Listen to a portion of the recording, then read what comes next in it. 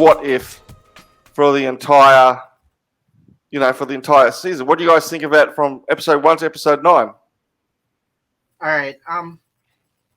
Initially going in, remember, I was the least excited about this, but it turns out it's a great series. It's except that episodes are too short. Things they could have made things longer for maybe better character development instead of like having little moments for characters here and there, but not really being able to develop. Because it would be really like for a proper what if. I think it'd be really interesting how these characters develop differently from what we're used to in the MCU. Yep. So Yep. Yeah, I agree with that. I agree with that. Loved What If. I wish next season they'd have longer episodes. And I am pretty worried about that. You have two baddies stuck in that pocket universe. And Yep. Giff is right. At one point, they're gonna scheme. They're gonna scheme. Yeah, they're schemers. So they're schemers. Yeah, this could lead up to Multiverse of Madness, maybe Secret Wars or Infinity Watch. Yep. You know how like in the comics where Adam Warlock separated the stones and had like different heroes have like a piece, have one stone, and they become Drax is in there. Yeah. And that Infinity Watch. So, Yep. We'll see. Gift, what do you think? Yeah, for me, I was excited going into it, and from it's been a very once we entered in, it's been a very up and down thing because I knew it's connected in the way of it's part of a multiverse, but at the same time, it was always kind of just I never felt that excited going into it. Especially after Coach Carter, after Captain Carter, Samuel L. Jackson was in there. Captain Carter. But, after Captain Carter, it was kind of wishy-washy for me for a bit. But I think overall, I think it explored and added some depth to the universe, which I appreciated. It's definitely not my favorite episode, favorite Marvel series by any means, and it wasn't lost on me for what it was. It just I feel like it's part of the same issue that JP talked about the shortening, but it wasn't just because the episodes are short, but I just felt like I didn't get to feel the characters. I get to experience them, but I don't get to feel them, and without being able to feel them, it doesn't make me feel like I connect with it, and so it took away a little bit of my inspiration to remember. I had to actually remember each week to do it. So overall, solid show. It is definitely at the bottom of the 4 for me. WandaVision still takes top bar for me. Falcon and the Winter Soldier, Loki. Well, okay, I guess it just kind of comes out in order in my opinion. But it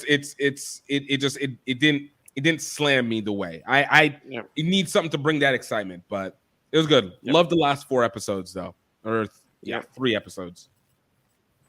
Yeah, I agree with everything you guys just said. It just sped through. And what it did is it became rather semi-cruel at a point where you thought, that's an interesting idea.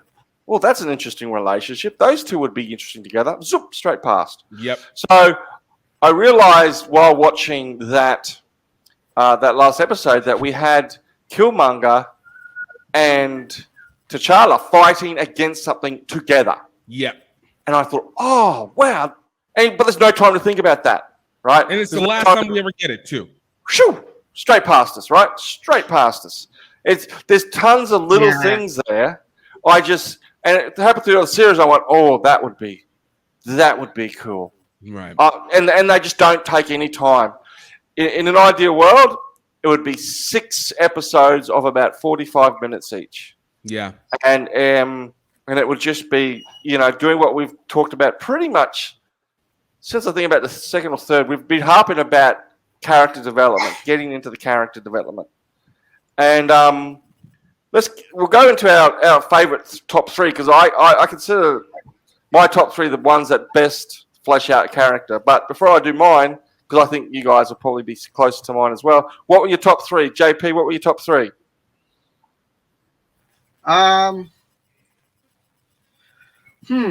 Number 3 would be What If Ultron won.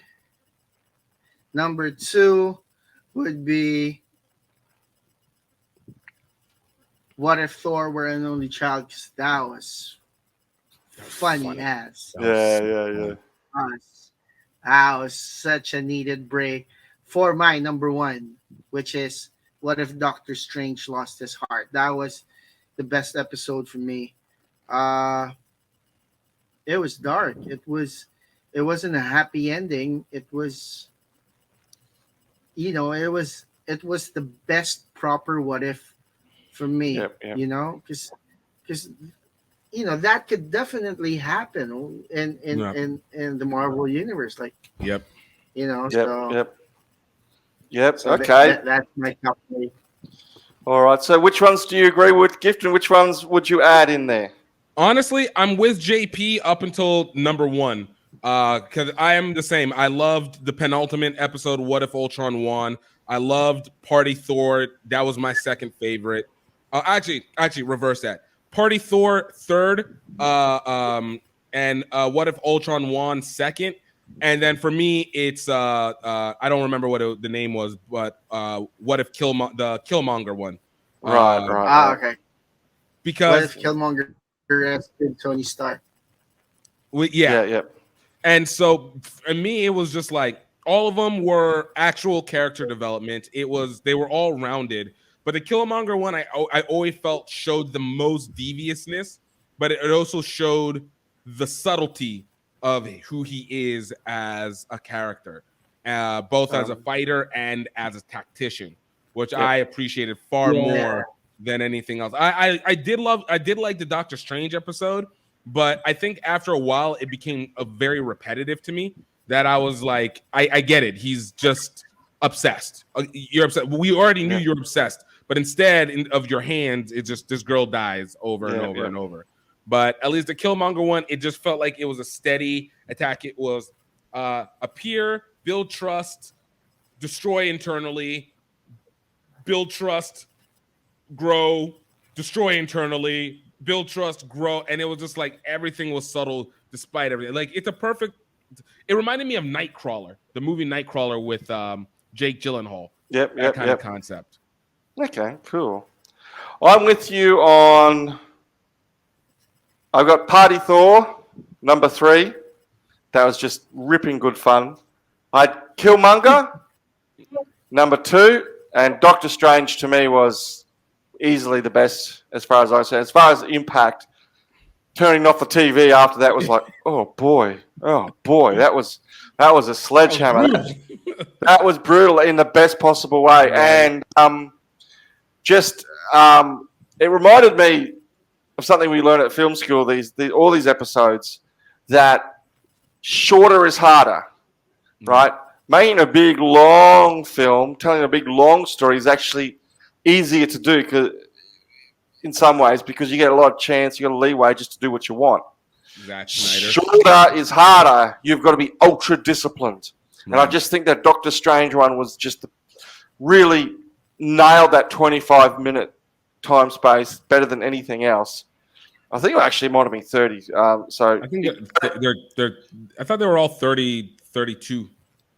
It did the best, and I guess only because it really only had 2 characters in it, and Doctor Strange was so the guy in that. Well, the other ones had 600.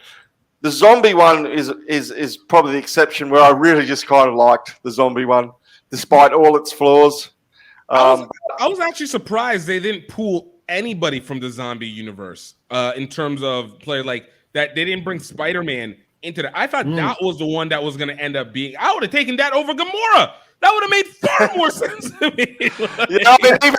Even that fight between Scarlet Witch and Ultron Oh, right, another situation where they just take away the thing that would be the coolest to watch. Like, I wanted that. Look, you gave me the Watcher. You gave me Thor. Yo, give me Zombie Scarlet Witch versus Ultimate Ultron. Let's remind our friends to please click on the subscribe button and hit that notification bell so you know when we have new videos out. Subscribe!